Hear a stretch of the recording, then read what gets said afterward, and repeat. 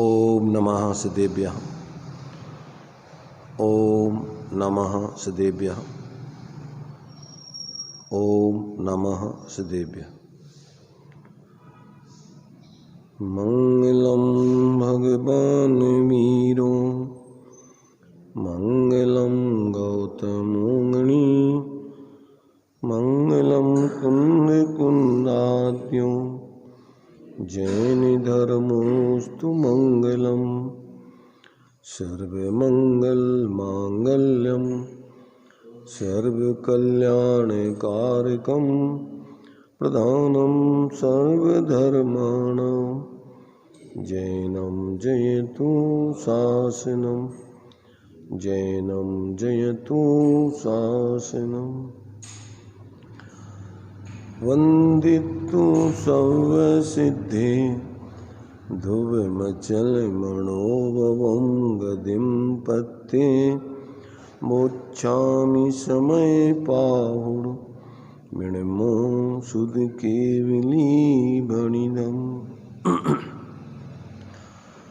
नमः समय साराय स्वानुभूत्या चकाशिते चित्स्वभावाय भावाय सर्वे भावान्तरच्चिदे।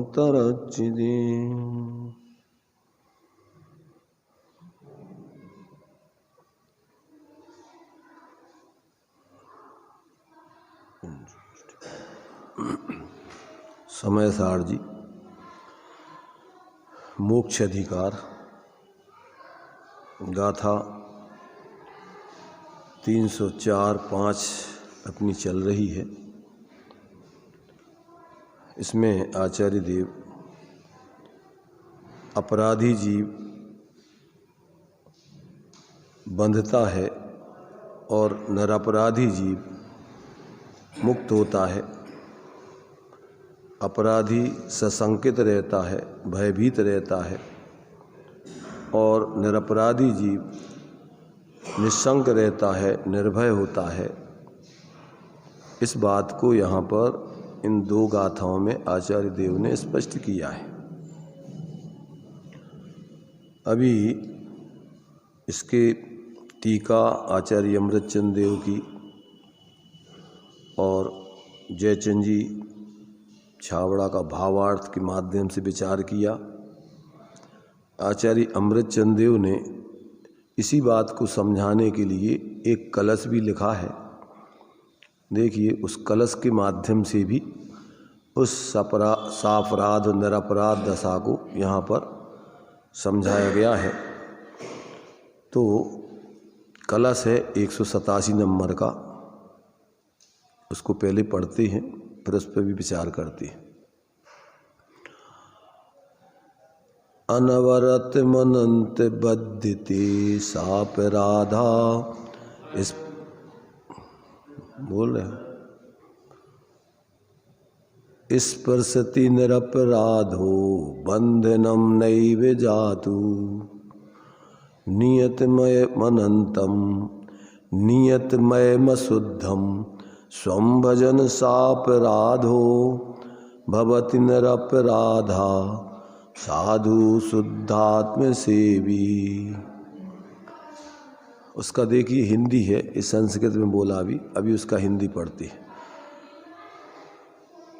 जो सापराधी निरंतर बेकर्म बंधन कर रहे, जो निरपराधी बे कभी भी कर्म बंधन ना करें, अशुद्ध जाने आत्मा को सापराधी जन सदा, शुद्धात्म से भी निरपराधी शांति सेवे सर्वदा।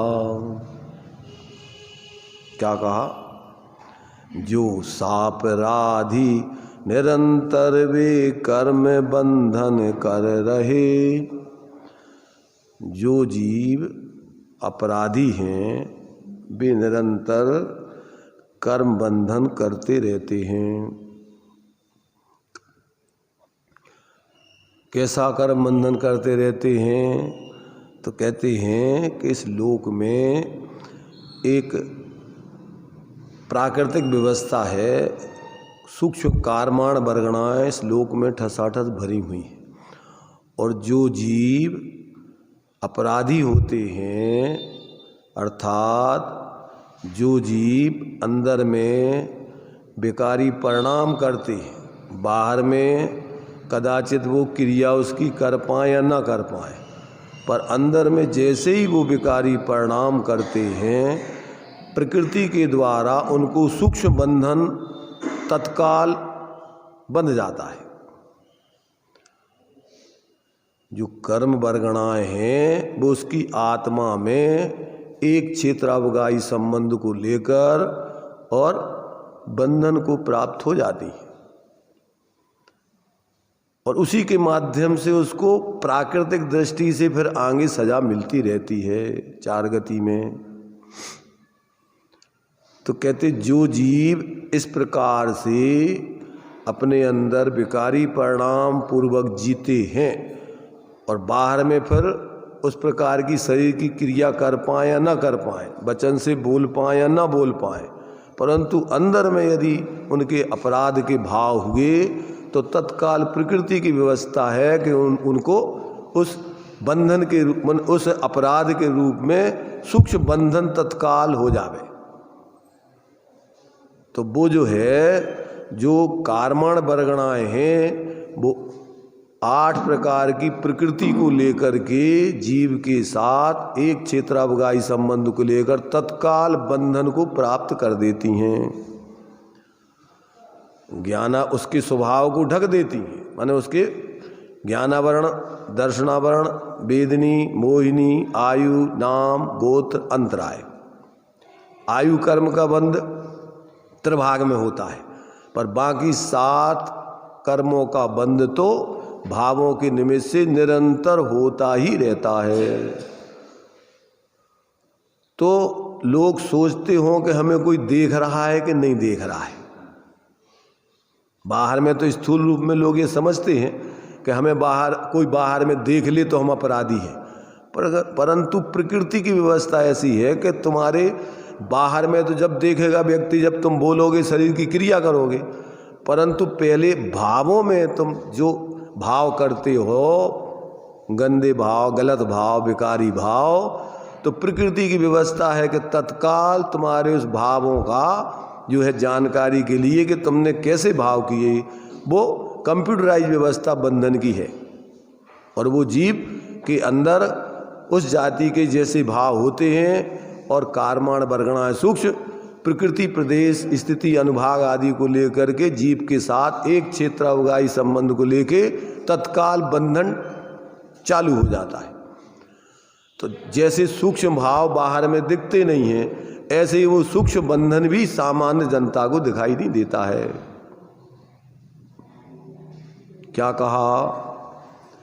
तो ये कह रहे कि जो अपराधी जीव हैं, जो विकारी परिणाम मात्र करते हैं, वे जीव कहते हैं निरंतर कर्म बंधन से बंधन में पड़ जाते हैं। कर्म बंधन निरंतर करते रहते हैं। और जो निरपराधी जीव है वे कभी भी बंधन को प्राप्त नहीं करते हैं। उनको कौन बांधे? अब क्यों बांधे वो? तो देखिए यहाँ पर जो सापराधी निरंतर भी कर्म बंधन कर रहे, जो निरपराधी वे कभी भी कर्म बंधन ना करें। अब किस प्रकार से बंधन कब होता है, किसको होता है, निर्बंध दशा किसको होती है, तो देखिए उसका स्पष्टीकरण यहाँ पर करते हैं। बंधन किसे होता है? अशुद्ध जाने आत्मा को सापराधी जन सदा। अपराधी जन अपराध क्यों करते हैं? कि अपने लिए वो उस प्रकार का मानते हैं। जैसे मान लीजिए जो व्यक्ति चोरी करता है वो अपने को पहले चोर मानेगा जब ही चोरी करेगा, कि हम चोर हैं तो हम चोरी करें, व्यसनी हैं तो व्यसन करें, शराबी हैं तो शराब पिएं। अब जो अपने को शराबी नहीं जानता कि हम तो सज्जन हैं, वो शराब कैसे पिएगा? जो अपने लिए शुद्ध आत्मा रूप अनुभव करते हैं कि मैं तो ज्ञाता दृष्टा शांत निराकुल चेतन हूं, तो अब वो अपराध कैसे करें? अपराध कौन करेगा? कि जो अपने को उस रूप अनुभव करे अपराधी बनेगा, वो ही अपराध कर सकता है। जो सोचे कि मैं तो शराबी हूं तो शराब पिएगा, मैं गंजेड़ी भंगेड़ी हूं तो गांजा भांग पिएगा। और जो अपने को क्या जानेगा, अपने को शुद्ध आत्म जानेगा, तो वो इस प्रकार के परिणाम क्यों करेगा?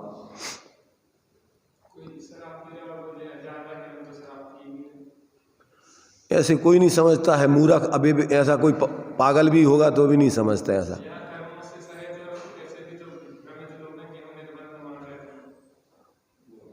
ऐसा है कि तुम मानते रहो, तुम्हारे मानने से कोई, किसी की मानने से कोई व्यवस्था होती क्या? चोरी करता हुआ और कहे कि हम तो नहीं कर रहे चोरी, तो उससे मानी जाएगी उसकी कि नहीं चोरी नहीं कर रहा। प्रकृति की व्यवस्था है कि तुम चोरी कर रहे हो तो तुम्हारे लिए तुम्हारे चोरी के लक्षण तुम्हारे साथ में होंगे, चोरी का कार्य तुम्हारे साथ दिख रहा है। अब वो सशंकित रहेगा और दुखी रहेगा। वो तो शराब पिएगा तो नशे में आएगा ही, वो तो दिखेगा, उसकी पैर डगमगाएंगे, उसके सब दिखेगा कि हाँ ये शराब पिए। वो कहेगा हम नहीं पिए, तो वो तो उसका बोलेगा ना, शराब बोलेगी उसकी। तो ऐसे ही जो व्यक्ति अपने को, जो जैसे मान लीजिए प्रत्येक जीव है तो चेतन स्वरूप ज्ञाता दृष्टा, और अपने लिए अब उनने मनुष्य मान लिया, तो मनुष्य मान लिया तो मनुष्यचित कार्य करेगा। वो अपने लिए जो मान लिया उसने, स्त्री मान लिया तो स्त्रियोचित कार्य करेगी, पुरुष मान लिया तो पुरुषोचित कार्य करेगा, और उसमें भी अब जैन मान लिया तो जैनोचित कार्य करेगा। जो भी जिस जाति का मानता वो क्रिया उस जाति का कार्य करता ही भावों से। तो जो अपने को शुद्ध स्वरूप आत्मा रूप में नहीं जानता मानता अनुभव करता, अपने को अशुद्ध जानता मानता है, वो नियम से कर्म बंधन को करता ही है। तो अशुद्ध जाने आत्मा को सापराधी जन सदा। जो अपराधी होते हैं वो कैसे होते हैं? अपने को निरंतर उस अपराधी रूप में ही अनुभव करते हैं, अशुद्ध अनुभव करते हैं। सज्जन पुरुष, ईमानदार पुरुष कभी चोरी नहीं करेगा, बेईमानी नहीं करेगा, बदमाशी नहीं करेगा।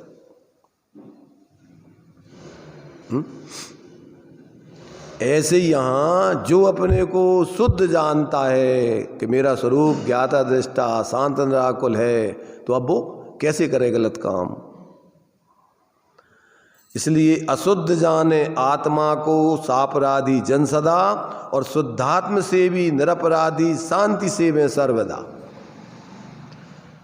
जो साधु सज्जन धर्मात्मा हैं वो कैसा अनुभव करते हैं?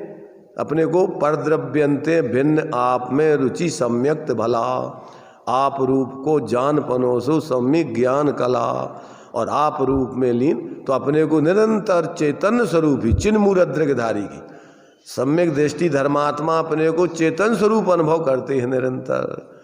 एक क्षण को भी अगर वो अपने को, जैसे मान लीजिए वो दृष्टांत दिया था ना कि जो मुनीम है और वो अगर मालिक उसमें अपनी मालिकियत का अनुभव भाव करने लग जाए और उसमें से माल लेने लग जाए, तो क्या होगा कि वो चोर बन जाएगा मुनीम। ऐसे ही जो अपने को एक क्षण को भी चिन्ह मूर्त को छोड़ के अन्य रूप में अपने को जाने माने, वो मिथ्या दृष्टि बन जाएगा। सम्यक दृष्टि किसे कहते? परद्रव्यंते भिन्न आप में रुचि सम्यक्त भला। तो परद्रव्यंते भिन्न माने चेतन को उपयोग रूप चिन्मूर्त बिनमूर्त अनूप पुद्गल नव धर्म अधर्म काल इनते न्यारी है। कौन से जीवों की चाल? सब जीवों की चाल, सबका स्वरूप यही है। अब ताको न जान विपरीत मान कर करें देह आदि में, ये यहां से अपराध चालू हो गया, सापराधी बन गया।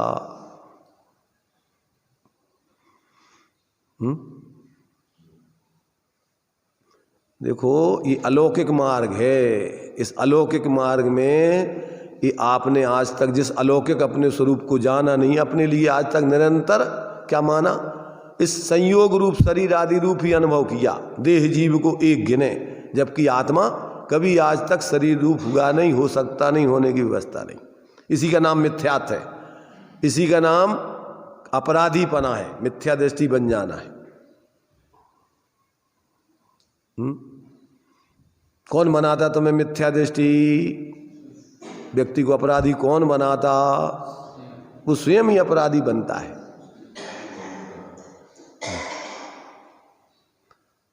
तो बहुत सहज मार्ग, सरल मार्ग है, स्वाधीन मार्ग है। इसको समझे बिना अब अपने अपने आप को क्या क्या मानकर क्या क्या कर रहे तुम जानो। हो तो तुम चेतन स्वरूप सदा काल, चेतन स्वरूप को छोड़ के अन्य रूप कभी हुए नहीं, हो सकते नहीं, होने एक वस्तु दूसरी वस्तु रूप कभी होने की व्यवस्था ही नहीं। ये अपराधीपना है। कौन सा अपराधीपना है? कि प्रत्येक जीव है तो चेतन स्वरूप, अमूर्तिक परद्रव्यों से भिन्न, पर अपने को निरंतर वो संयोग आदि संयोगी भाव रूप अनुभव करता है। क्या? 8 मदों में सबसे पहले ज्ञान का मद, ज्ञानम पूजाम कुलम जाति, जाति का मद, ये तो सब कर्म के अपराध के रूप में तुम्हें इस सजा के रूप में संयोग आदि मिला है। शरीर आदि बेड़ियों के रूप में, तन कारागृह, ये तो तुम्हें अब जो अपराध किया था उसकी सजा के रूप में ये कारागृह मिला है, और तुम अपने को उस कारागृह रूप ही अनुभव करने लग गए।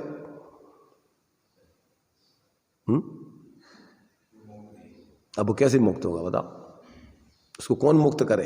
जब अपने को उसने बंधन रूप ही मान लिया तो मुक्त करे कौन उसको? हाँ, जेल को घर मान लिया उसने अपना। अब वो कैसे उससे निकलेगा?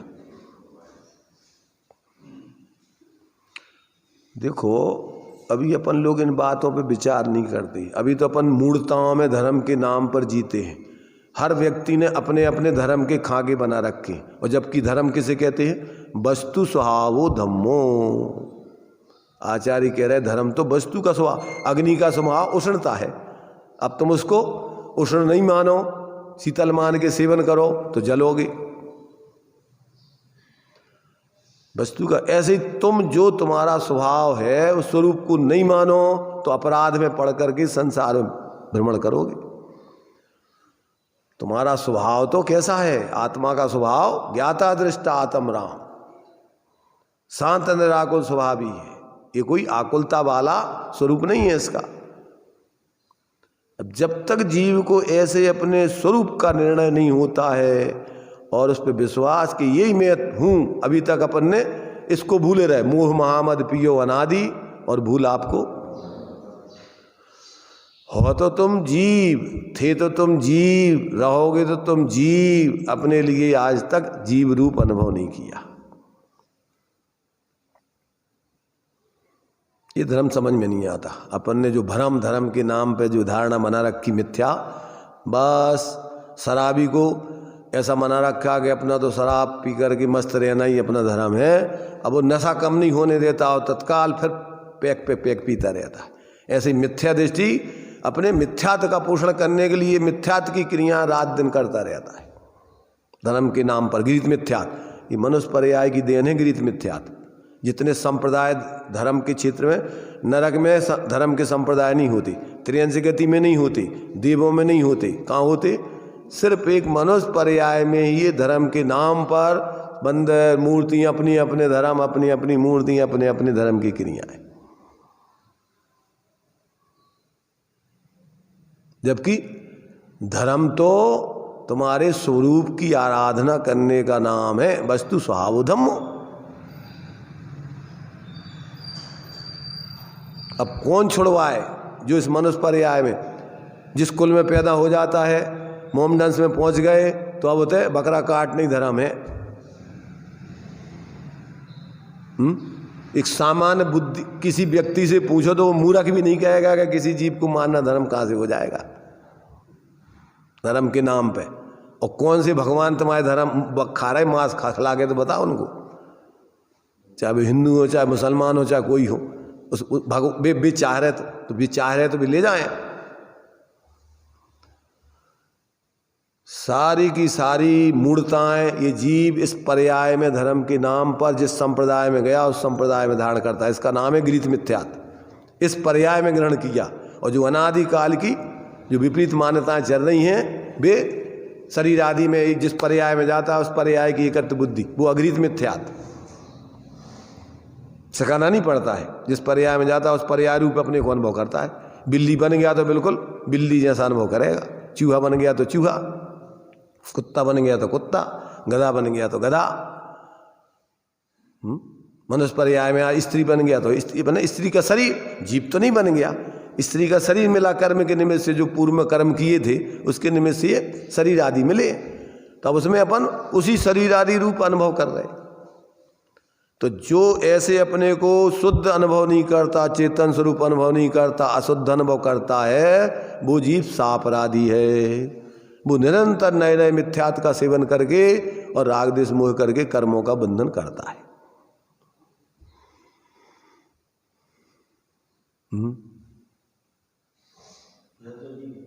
है? मानवे से हो जाए कछु, मानवे से मिथ्यात्व हो रहा हो, क्योंकि जैसो हो नहीं वैसो मान रहे तुम।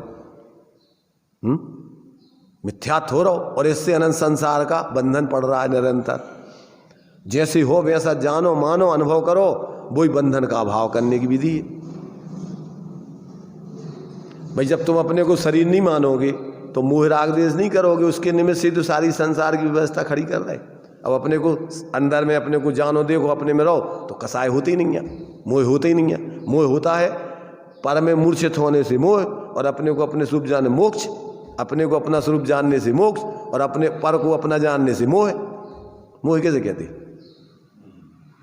मोह माने पर में मूर्छित होना, और मोक्ष माने अपने स्वरूप को अपने स्वरूप जानकर उसमें स्थिर होना, उसका नाम मोक्ष है। मोह रहित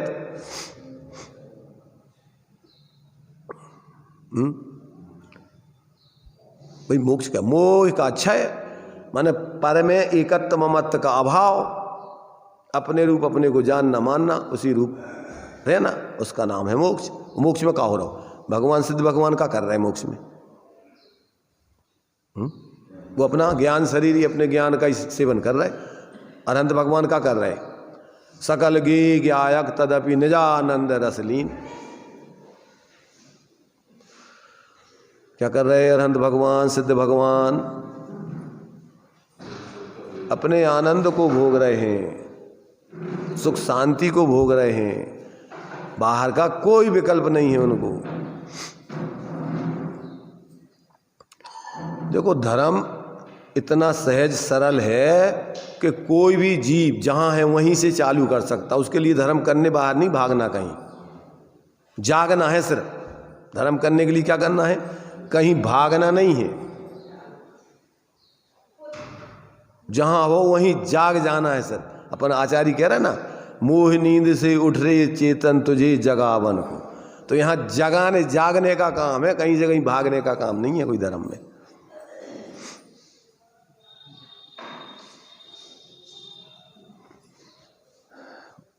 भैया सुनाई दे रहा हो सबको कि नहीं? कि कछु दिखाई दे रहा हो बाहर में?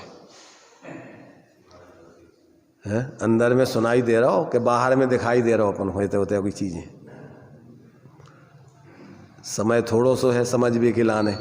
अगर समझ में नहीं आएगा तो जीवन में तो आ ही नहीं सका। तो जब तक समझ में नहीं आओ थे तब तक जीवन में कहाँ से आ जाए? जानेगा तो मानेगा, जिएगा। अब जानेगा ही नहीं तो का मानेगा और का जिएगा? इसलिए सबसे पहले ताते जिनवर कथित तत्व अभ्यास करीजिए। धर्म करने के लिए पहले धर्म है किसे कहते, किसे हैं, पहले उसको समझो। और बिना समझे कछु करो तो मूर्खता के अलावा कुछ नहीं हो। जो बिन ज्ञान क्रिया बगा है तो समझ लो वो मूर्खों की क्वालिटी में, कोटि में आ जाएगा। और समझ करके जीवन में प्रयोग नहीं करे तो वो भी मूर्ख है। अकेली जानकारी करने से काम नहीं चलेगा।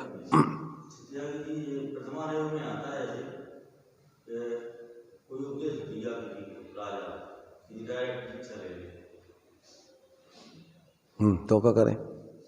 क्योंकि समझ में आ गया उसे ले ले। संसार में अपनों का चूहा ही नहीं है तो अब काय हो पकड़े फिर रहे अपन?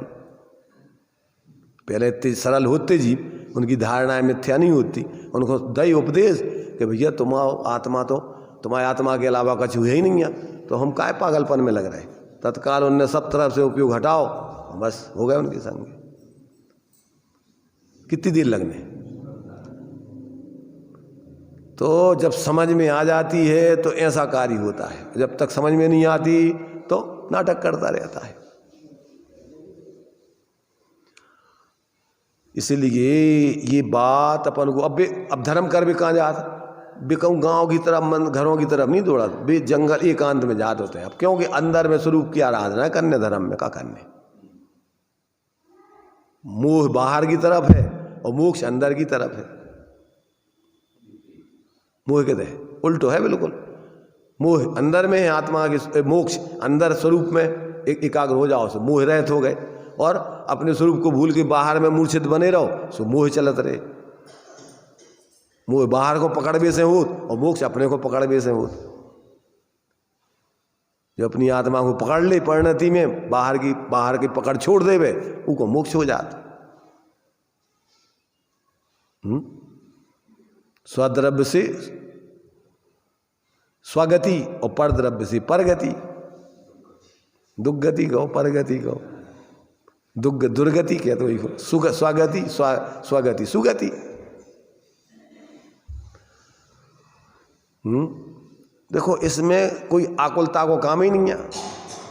अब अपन को कहूँ जाना नहीं, कुछ लेना नहीं, कुछ देना नहीं, सहज ज्ञाता दृष्टा शांत निराकुल, तो अबू के लाने का करने पड़े। जितने भी साधक हुए हैं तो उनने सब छोड़ के अपने में एकाग्रता की साधना करी कि और कछु करो। और जो धर्म के नाम पे कछु बाहर में करत हैं वो धर्म है क्या का है?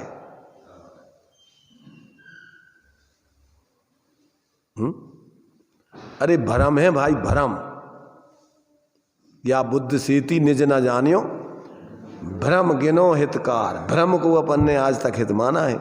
इसलिए ज्ञानियों के वचन जग सुहित कर सब अहित हर, श्रुति सुखद सब संशय हरे, भ्रम रोग हर जिनके वचन मुख चंद्र ते अमृत चरे। कौन सा रोग है अपन को? आत्म भ्रांति सम रोग नहीं। कौन सा रोग? अबे तक कौन डॉक्टर ने नहीं बताओगे तुम्हें जो रोग। आत्म भ्रांति सम रोग नहीं, सदगुरु वैद्य सुजान। इस बीमारी का इलाज करने वाले कौन है? सच्चे गुरु दिगंबर संत, भगवान अरहंत।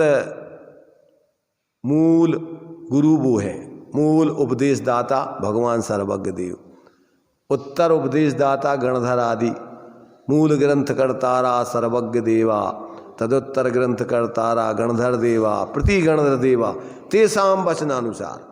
उन्हीं के द्वारा बताए हुए वस्तु स्वरूप को जो कहे वो उत्तर उपदेशक है। अपने मनमानी कछु नहीं बतावे। जिन वाणी भगवान जनेन्द्र की वाणी कहे वो उपदेश है, और जो मनमानी कछु भी बतावे वो उपदेश नहीं है। दुनिया के कामों में लगा देवे भोले जीवों को अपने स्वरूप की आराधना को छुड़ा के। वे समझ लेना कि कुगुरु रूपी लुटेरे हैं जो स्वरूप की आराधना करने का उपदेश नहीं देते।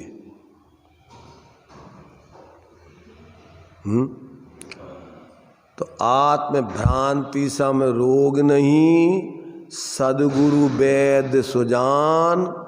और औषधि क्या है और पथ्य क्या है? दवाई का है औषधि? आत्म भ्रांति सम रोग नहीं, सदगुरु वैद्य सुजान। गुरु आज्ञा सम पथ्य नहीं, औषधि विचार ध्यान।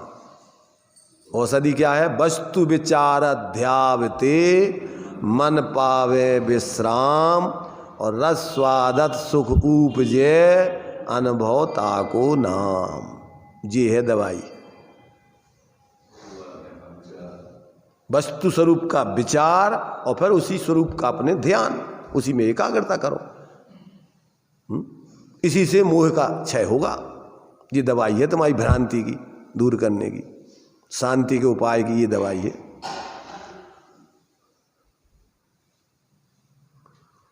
जिनको संसार की रुचि है, जिनको बाहर की रुचि है, जिनको कसायों की रुचि है, उनको ये बातें सुनना ही नहीं रुचता है,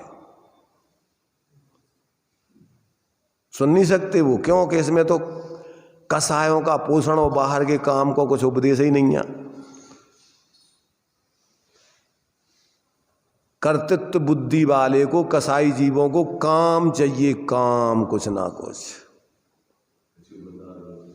काम करने को उपदेश दो तो उसको अच्छा लगता है। और सब निष्काम होने की बात कहो तो भैया अरे आत्महित हेतु विराग ज्ञान तिलक है आपको कष्ट, अरे ये बेकार की बात है। मन नहीं लगा तुमको, ऐसा लगा तो कब उठ के भग जाए। अब मजबूरी में नहीं भग पाए तो एक अलग चीज है।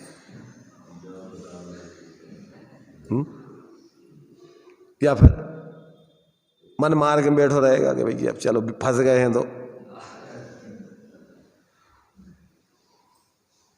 और जिसकी होनहार अच्छी है तो उसका क्या होता है, आचार्य पद्मनंदी स्वामी कहते हैं, चित प्रति प्रीत चित्तेन येन वार्तापि ही सुता।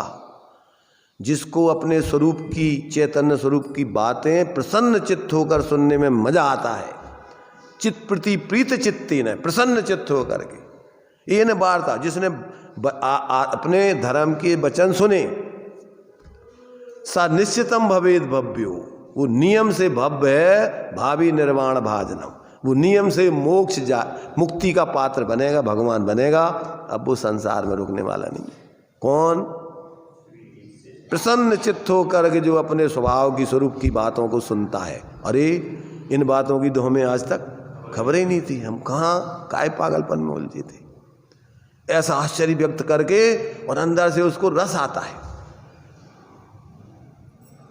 जब हम गुरुकुल में पढ़ते थे खुरई में, और जब मंदिर करने शाम को जाते थे तो वहाँ स्वाध्याय चलता था, तो वहाँ वेदियाँ मंदिर में ऐसी बनी हुई हैं चारों तरफ, तो दर्शन तो करते जाते थे, वहीं एक तरफ स्वाध्याय चलता था, पर कान लगे रहते थे सुनने की तरफ। यार ये अच्छी बातें चल रही हैं, ये तो कोई बातें अच्छी, अपन तो पढ़ाई कायगी कर रहे हैं संसार की, सब पेट भरने की व्यवस्था की पढ़ाई कर रहे हैं, और ये तो कोई बात अलौकिक बात चल रही है। तो बीच बीच में बैठते थे, वहाँ समझ में नहीं आवे तो भी अच्छी लगती थी वो बातें, रुचती थी।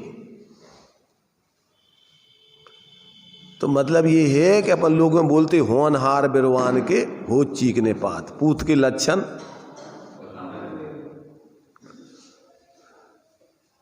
पल्ला में महसूस होने लगा, पालने में पता पड़ने लगा कि जो आगे जो कछु न कछु विशेष बनने वाला है।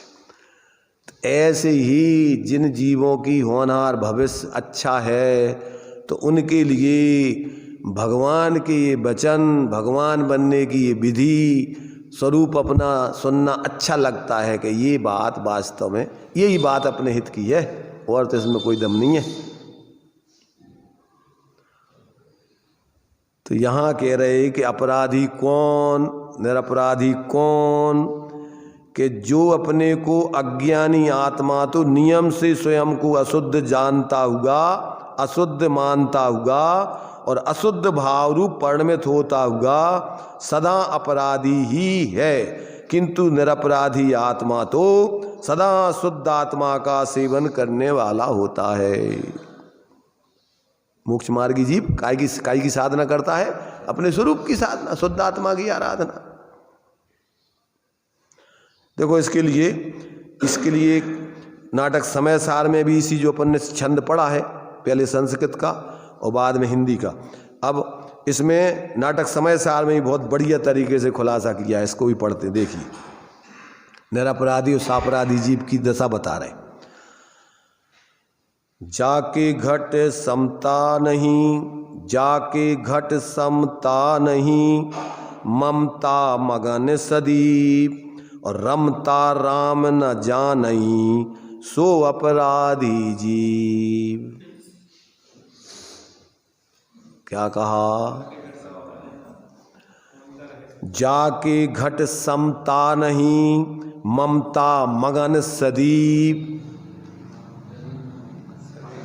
और रमता राम न जानही, सो अपराधी जीव। जो प्रत्येक शरीर में, प्रत्येक आत्मा राम रमण कर रहा है, रम रहा है, जो अपने उस आत्मा राम को नहीं देखता जानता है और इस शरीर आदि में ममता करके, संयोग भोगों में ममता करके, धन संपत्ति में ममता करके निरंतर जीता है, कहते हैं वो जीव अपराधी जानो।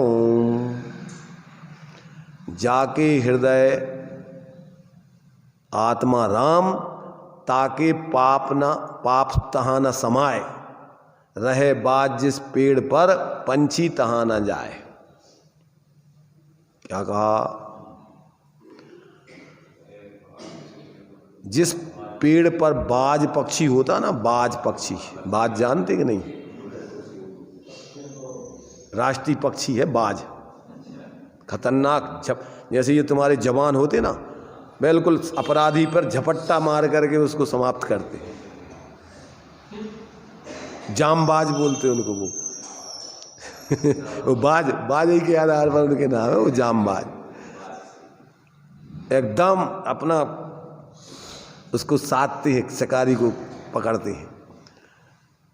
तो जिस पेड़ पर बाज बैठ जाए वहां और अन्य कोई पक्षी नहीं बैठ सकता। ऐसे ही जिसके हृदय में आत्मा राम प्रकट हो जाता है, अब उसके हृदय में पाप नहीं समा सकते, अब उसमें पर पदार्थ नहीं प्रवेश कर सकते। प्रेम गली अति सांकरी, ता में दो न समाए। क्या है? प्रेम गली अति सकड़ी है, उसमें एक ही समा सका, दो नहीं। या तो आत्मा राम और या फिर बाहर के सब दाम रुपया पैसा ये सब दुनिया की चीजें समाएंगी। तो जिसके हृदय में आत्मा राम आ जाता है, अब वहां और कुछ नहीं समाता है फिर। तो जाके घट समता नहीं, ममता मगन सदीप। और रमता राम न जानई, सो अपराधी जीव। अपराधी मिथ्यामति, निर्दय हृदय अंध। अपराधी जीव कैसा होता है? अपराधी मिथ्यामति और निर्दय हृदय अंध। वो निर्दयी होता है, अपने आत्मा की उसको दया नहीं है, आत्मा राम की दया नहीं है, उसका हृदय अंधा है, अज्ञानता से भरा हुआ है। पर को माने आत्मा और करे कर्म को बंध। क्या करता है वो? अपराधी मिथ्यामति, निर्दय हृदय अंध और पर को माने आत्मा, करे कर्म को बंध। और जिनके मिथ्या मति नहीं, ज्ञान कला घट माई और परचे आत्म राम सोते अपराधी नाई। सोते अपराधी नाई, परचे आत्म राम सो ते अपराधी नाई। वो वो पहले बोलना है। क्या देखो? जिनके मिथ्या मति नहीं, ज्ञान कला घट माही और परचे आत्म राम सो ते अपराधी नाही।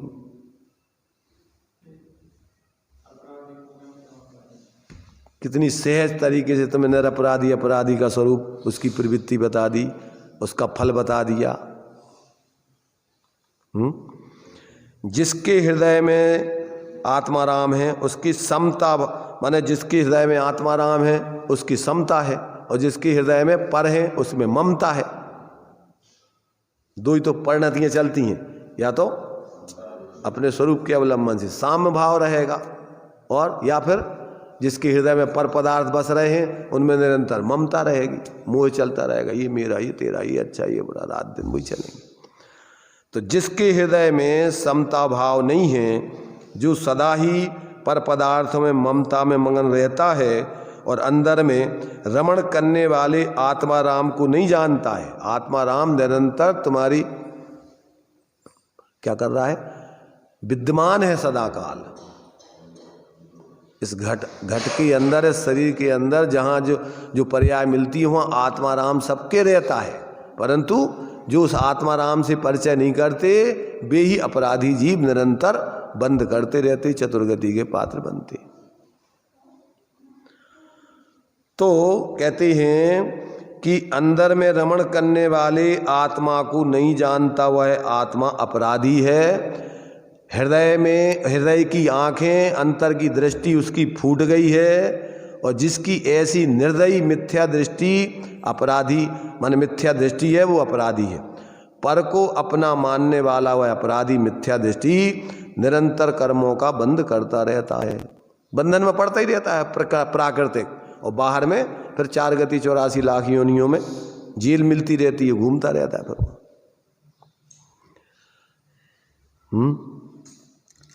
तो ये कलश का भाव समझ में आ गया कि नहीं आ गया? इसमें जो दिया था उसके भाव को अपन ने पढ़ लिया। अब इसमें देखिए, इसका जो इसमें हिंदी दिया है इसको पढ़ लेते हैं। सापराध आत्मा निरंतर अनंत पुद्गल परमाणु रूप कर्मों से बंधता है। निरपराध आत्मा बंधन को कदापि नहीं स्पर्श नहीं करता है। जो सापराध आत्मा है वह तो नियम से अपने को अशुद्ध सेवन करता हुआ सापराध है। निरपराध आत्मा तो भली भांति शुद्ध आत्मा का सेवन करने वाला होता है। अब देखो, निरपराधी जीव का मोक्ष का मार्ग चौथे गुण स्थान से चालू हो जाता है, और पूर्ण निरपराधी दशा तो सिद्ध है, और भावात्मक रूप निरपराधी दशा अरहंत है, और यहाँ से निरपराध पने का कार्य भावों में चालू हो जाता है। कहाँ से? जहाँ से परद्रव्यों से भिन्न अपने आत्मा की रुचि हुई, अनुभूति हुई, और अनंत आनंदी कसाय के अभाव जन स्वरूप की उतनी स्वरूप का आचरण प्रारंभ हुआ, वहाँ से जीव निरपराध की दशा पे चालू हो गया चलना। तो अपन पढ़ते छह डाला में 3 प्रकार के अंतरात्मा हैं, उत्तम, मध्यम, जघन त्रिविध के अंतरात्म ज्ञानी। द्विविध संगविन सदुपयोगी मुनि उत्तम निध्यानी। मध्यम अंतरात्म हैं जे देशवृति अनगारी, और जघन कहे अवरत समदृष्टि तीनों से मगचारी। ये तीनों मोक्ष रहित मोह रहित उस मोक्ष के मार्ग पर चलने वाले धर्मात्मा कहलाते हैं। अभी जघन अंतरात्मा माने सबसे छोटा मोक्ष मार्गी, मध्यम मोक्ष मार्गी, उत्तम मोक्ष मार्गी, संपूर्ण परिग्रह आदि त्याग कर मुनिराज उत्तम अंतरात्मा हैं। स्वरूप की आराधना शुद्ध उपयोग की उत्कृष्ट रूप से कर रहे हैं। और जो ऐसे अपने स्वरूप का जिनको लक्ष्य ही नहीं है, पक्ष ही नहीं है, तो वे तो अभी धर्मात्मा बनने के पात्र ही नहीं है। जो बाहर में ही लगे हुए हैं रात दिन, चाहे धर्म के नाम पर हो चाहे कर्म के नाम पर हो, पर जिनको अंतर का भी स्वरूप का बोध ही नहीं है, तो वे धर्मात्मा पने से बहुत दूर हैं। तो यहाँ पर जो है अपने लिए यहाँ से वो क्या है, निरपराधी पना उसका चालू होता है। तो अपने को अशुद्ध सेवन करता हुआ सापराध है। निरपराध आत्मा तो भली भांति शुद्ध आत्मा का सेवन करने वाला होता है। तो चतुर्थ गुण स्थान से शुद्ध आत्मा का सेवन चालू हो जाता है, और बढ़ते बढ़ते क्या है, अरहंत और सिद्ध दशा तक पूर्ण स्वरूप की आराधना में लीन हो जाता है। उस मय ज्ञान अपने को चेतन स्वरूप पूरा परिणति उसी में सराबोर पूर्ण हो गई। अब बाहर का विकल्प खत्म, सारा विकारी परिणाम खत्म, उसके निमित्त से बंधने वाले कर्मों का संबंध निजरा, और संपूर्ण संयोगों का भाव करके वो अब 3 त्रिविध कर्म मल वर्जित सिद्ध महानता।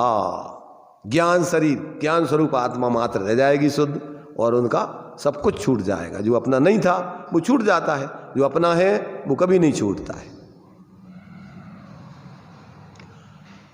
तो इस प्रकार से यहाँ अपने लिए ये निरपराधी और सापराधी जीव, अपराधी जीव बंधन में पड़ता है, सशंकित रहता है। निरपराधी जीव मुक्त होता है, वो किसी प्रकार की शंका आदि उसको नहीं होती है, भय नहीं होता है।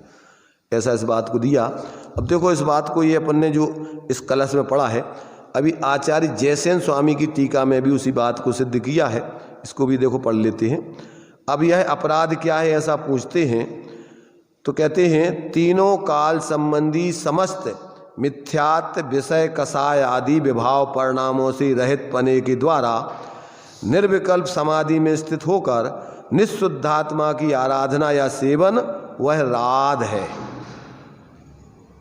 मिला? वो क्या है? राध है, ऐसा कहा जाता है। संसिद्धि, सिद्धि, साधित तथा आराधित ये सभी राध शब्द के ही पर्यायवाची है। जिस पुरुष की अपगत अर्थात विनष्ट हुई है राध अर्थात शुद्धात्मा की आराधना, वह पुरुष ही अभेद से अपराध होता है। अथवा जिसकी अपगत या विनष्ट हुई है राध अर्थात शुद्धात्म आराधना, वह रागादि विभाव परिणाम ही अपराध है। या तो बेकारी परिणाम को अपराध कहो या बेकारी परिणाम सहित जो आत्मा है उसको अपराध कहो। उस अपराध सहित जो वर्तन करने वाला पुरुष है वह सापराध है। और इसके विपरीत जो चेतयिता आत्मा त्रिगुप्ति समाधि में स्थित होता है वह निरपराध है। अब शिष्य, अब ये अपराध और निरपराध का स्वरूप बता दिया।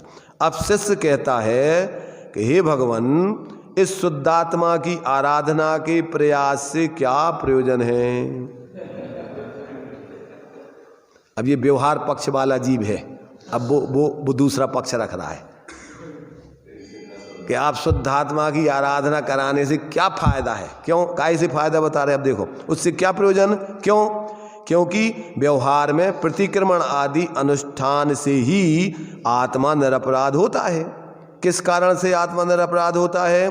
क्योंकि सापराधी के जो अप्रतिक्रमण आदि हैं वे दो शब्द से वाच्य अपराध को नष्ट नहीं करने वाले होने से, विस्कुंभ रूप से होने से, विस्कुंभ रूप होने से तथा जो प्रतिक्रमण आदि हैं वे दो शब्द से वाच्य अपराध के विनाशक पने के कारण अमृत कुंभ हैं तथा चिरंतन प्रायश्चित ग्रंथ में भी कहा गया है।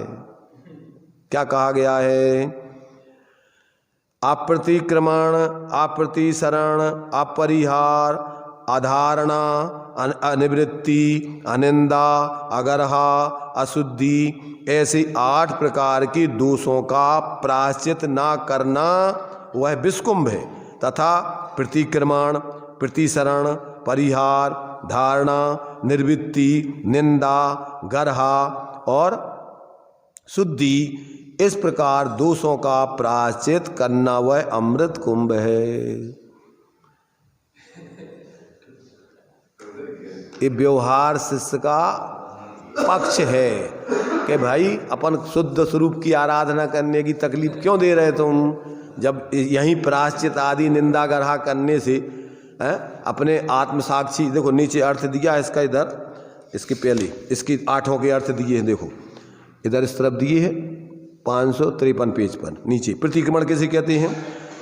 किए हुए दोषों का निराकरण करना। प्रतिसरण किसे कहते हैं? सम्यक्त आदि गुणों में प्रेरणा। परिहार किसे कहते हैं? मिथ्यात राग आदि दोषों का निवारण। धारणा किसे कहते हैं? पंच नमस्कार मंत्र, प्रतिमा इत्यादि बाह्य द्रव्यों के आलंबन द्वारा चित्त को स्थिर करना। निर्वृत्ति किसे कहते हैं? बाह्य विषय कषाय आदि इच्छा में प्रवर्तमान चित्त को हटा लेना। निंदा किसे कहते हैं? आत्म साक्षी पूर्वक दोषों को प्रकट करना। गर्हा किसे कहते हैं? गुरु की साक्षी से दोषों को प्रकट करना, गुरु के सामने जाके अपने दोषों को बता देना। और शुद्धि किसे कहते हैं? दोष होने पर प्रायश्चित लेकर विशुद्धि करना। कोई प्रायश्चित ले लो कि साहब हमने ये गलती हो गई, अब क्या करें? अब उन्हें कहते एक माला फेरना या एक रस छोड़ देना या एक उपवास कर लेना, जो भी कहा। अब वो कहते उससे शुद्धि हो जाती है अपने दोषों की। जैसे अन्य लोग क्या करते हैं, का नाम है इनको, माते। अन्य लोग क्या करते हैं? कि अगर साल भर पाप करो तो गंगा जी एक बार स्नान कर आओ, सब पाप धुल जाएंगे।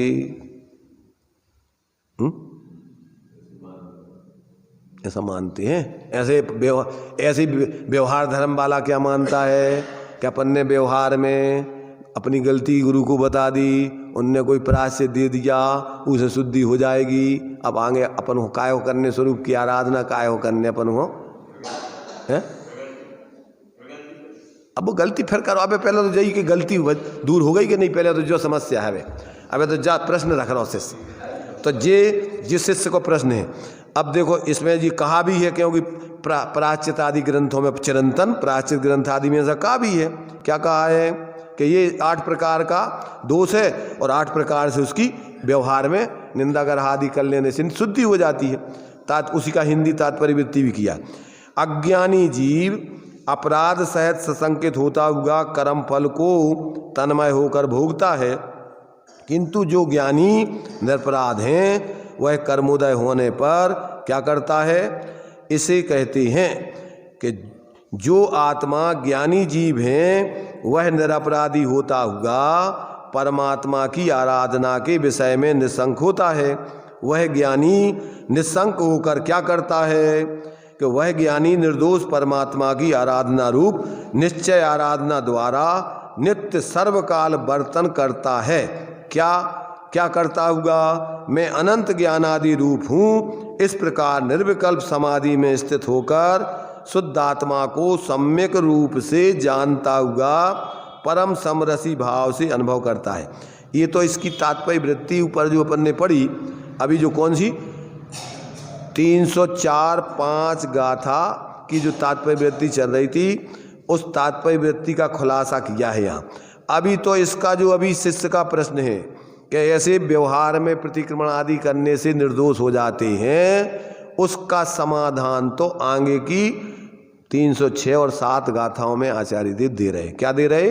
जो व्यवहारी शिष्य ने जो तर्क रखा कि व्यवहार से निंदा ग्रह आदि करने से दोषों का समाधान या निराकरण हो जाएगा, निर्दोषता हो जाएगी, तो उपर्युक्त तर्क का समाधान करते हुए आचार्य देव अब यहाँ पर खुलासा करते हैं। तो आगे की गाथाएं ये चलेंगी कि तुम्हारा जो तर्क है वो युक्ति पूर्वक है, यथार्थ है कि सही नहीं है। अब ये पूरा खुलासा करेंगे उसका कि तुम्हारी इस प्रकार के व्यवहार में तुमने जो निंदा ग्रह आदि प्रायश्चित आदि कर लोगे तो इससे क्या तुम्हारा क्या हो जाएगा, दोष का निवारण हो जाएगा। आगे बहुत ही जैसेनाचार्य देव ने उसका विशेष खुलासा किया है और आचार्य अमृतचंद देव ने भी उसका खुलासा टीका में किया है। आचार्य कुंद देव ने तो क्या कहा कि वो जो तुमने जो कहा है वो एक दृष्टि से व्यवहार से अच्छा होने पर भी परमार्थ से तो वो भी वास्तव में बंधन का ही हेतु है, वो मुक्ति का हेतु नहीं है। शुभ भाव है ना, तो उसमें शुभ भाव अगर उसमें धर्म बुद्धि है तो उसको तो विस्कुंभ ही कहा है, फिर मिथ्यात्व ही कहा है। और अगर उसमें स्वरूप की आराधना पूर्वक सम्यक प्रकार से व्यवहार है तो वो अल्प बंध का हेतु तो है पर निर्बंध का हेतु नहीं है। अब उसको युक्ति तर्क से बहुत बढ़िया तरीके से खुलासा करेंगे, इसको अपन अभी नहीं लेते हैं, अभी अपना टाइम हो गया है।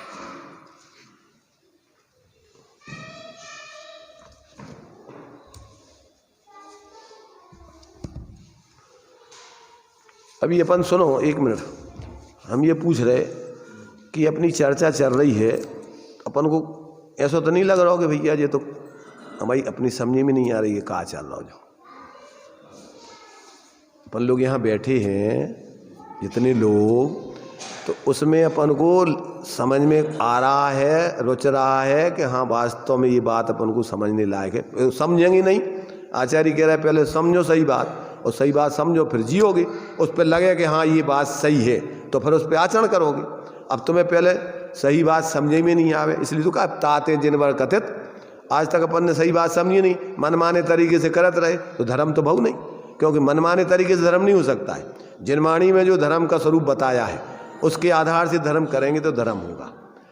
तो ये अपन को अभी जो चर्चा चल रही है ये अपन को लग रहा हो कि जब बात अपन को समझने लायक है कि नहीं लग रही है? गरिष्ठ तो नहीं, हम पहले समझ में आ रही, गरिष्ठ बगैर गरिष्ठ तो बाद की बात है। अपन को पहले समझ में आ रही कछु कि जब बात जो है वास्तव में अपन को समझ में आ रही। गरिष्ठ तो जब को आएगा जब उसको खाएं और पचे नहीं तो गरिष्ठ की बात है। तो अब तो पहले अपन को कि खावे लायक है जा, पहले जो लग रहा हो अपन को नहीं, पहले अब खाओगे और फिर पचेगी कि नहीं पचेगी वो आगे की बात है। तो पहले तो अपन को जो लग रहा हो कि जब बात कोई अपन को वास्तव में सुनने समझ में लायक है, तो पहले अपन को ऐसा समझ में आ रहा हो कि नहीं आ रहा हो इतना समझ में आ रहा हो है कि कोई को लग रहा हो कि नहीं आ रहा समझ में। ऐसा अगर उपयोग लगा के सुनोगे समझोगे तो फिर लगेगा कि अरे ये तो अपन को समझ में लायक ही बात है। ये तो मूल में अपनी बीमारी तो वास्तव में यही चल रही है भाई, सबसे बड़ी बीमारी तो यही है भ्रांति की अपनी।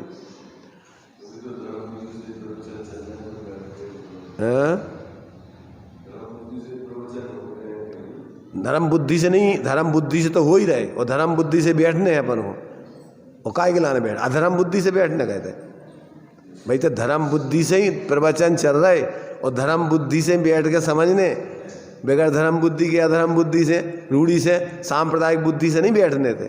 इतने अपन को धर्म बुद्धि से ही बैठने, और धर्म बुद्धि से ही अपन चर्चा कर रहे। अधर्म बुद्धि से, संप्रदाय बुद्धि से, व्यक्तिवादी बुद्धि से, लौकिक बुद्धि से कोई चर्चा नहीं हो रही थी। मैनेजर साहब को समझ में आ रही, सुनाई दे रहा हो कि नहीं है? सुनाई देते ना होगा नहीं देते है? देते पूर्ण स्वस्थ हैं। अच्छा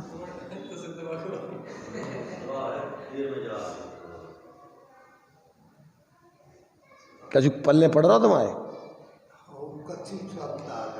चलो आऊँ दो, जितने आ जाए उतने ही ठीक।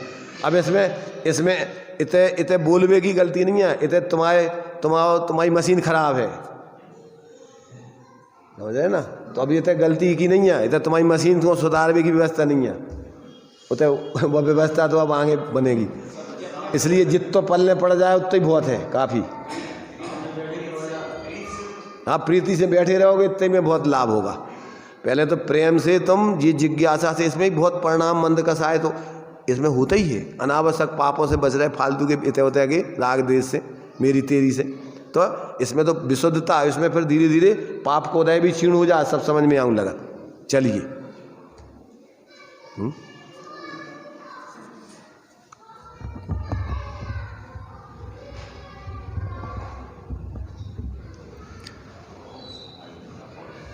एक राम दशरथ का बेटा, एक राम घट घट में बैठा, एक राम है जगत पसारा, और एक राम सब जग सो न्यारा। यहाँ किस राम की चर्चा चल रही है?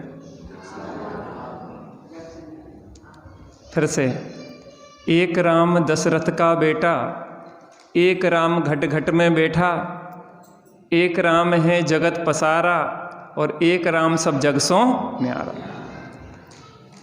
जो राम घट घट में बैठा है,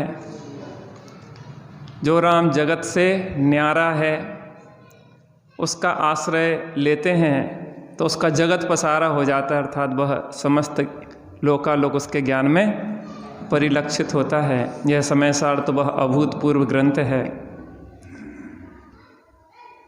कि एक बार जो समय सार को सुन लेता है वह समय सारमय हो जाता है। बस बांटने वाले ने तो कोई कमी नहीं रखी, जिसकी जितनी पात्रता होती है उसको उतना समझ में आता जाता है। त्यागी साहब की शैली इतनी सरल है कि कठिन से कठिन विषय भी सरलता से समझ में आ जाते हैं। बात बस इतनी है कि जब जैसी पात्रता होती है आज सुनो, आगे जब जैसी पात्रता होती है उसकी गहराई और गंभीरता को हम समझ पाते हैं।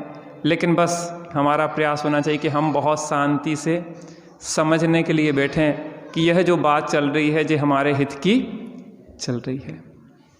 जो त्रिगुप्ति गुप्त होता है, स्वरूप में स्थिर होता है, शुद्धोपयोग रूप परिणमित होता है, वह निरपराधी है। और जो अपने स्वरूप को छोड़कर विषय कसाय आदि में बाहर में लगा रहता है वह सपराधी है। सपराधी बंधन को प्राप्त होता है, कर्मों को बांधता है, संसार में परिभ्रमण करता है, और निरपराधी बंधनों से मुक्त हो जाता है। बहुत सुंदर चर्चा है, हम सभी उस बात को सुने समझें और प्रयोग करें। देसना प्रभु की सदा सबको जगाती, मोह से सापेक्ष बन निरपेक्ष चिन्मय दिखाती, निज विभव से भवि जाग कर लखते पृथक चैतन्य निज इस जगत से कृतज्ञ बन फिर नमन करते मात श्री को भाव से।